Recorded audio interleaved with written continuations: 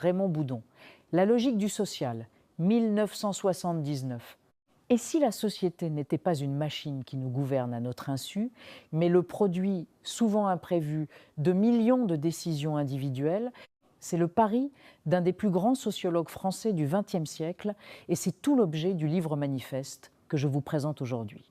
Avant d'entrer dans l'ouvrage, un mot de son auteur.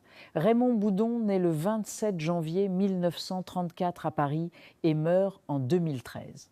Pur produit de l'excellence académique française, il est normalien, formé à l'École normale supérieure puis à la Sorbonne, avant de partir comme Ford Fellow à Columbia University au début des années 1960.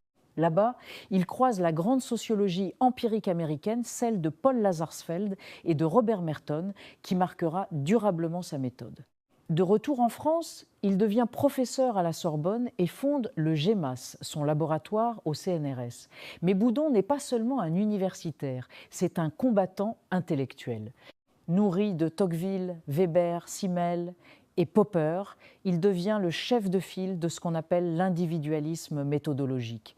On lui doit des ouvrages majeurs comme L'inégalité des chances, 1973, Effets pervers et ordre social, 1977, ou le célèbre Dictionnaire critique de la sociologie.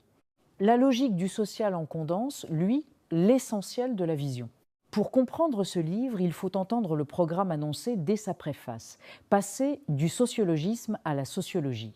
Boudon écrit contre la sociologie dominante des années 1960 et 1970, celle qui présentait l'individu comme le simple jouet des structures sociales. À cette époque où triomphent les théories de la reproduction et du déterminisme, il lance une question dérangeante. Et si l'on avait tout simplement oublié les acteurs ?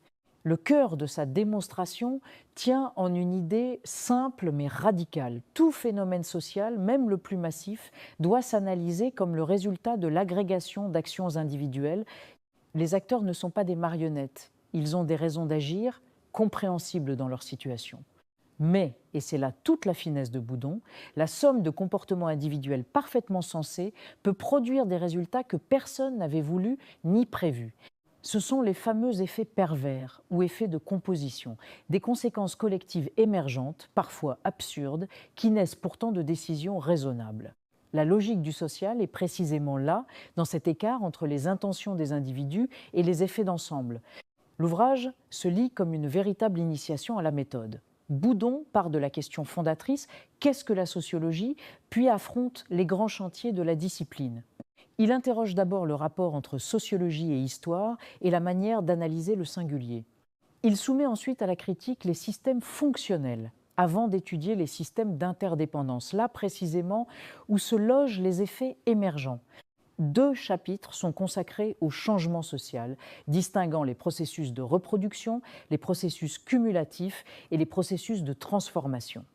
L'ouvrage culmine enfin dans le passage décisif de la description à l'explication, couronné par une réflexion épistémologique sur ce que connaître veut dire en sociologie. Plus de 40 ans après sa parution, la logique du social reste un antidote précieux. À l'heure où l'on explique volontiers tout par le système, Boudon nous rappelle que comprendre le social, c'est d'abord prendre au sérieux les raisons des gens, sans jamais oublier que l'addition de ces raisons peut totalement nous échapper. Un livre exigeant mais lumineux pour quiconque veut penser la société autrement que par slogan.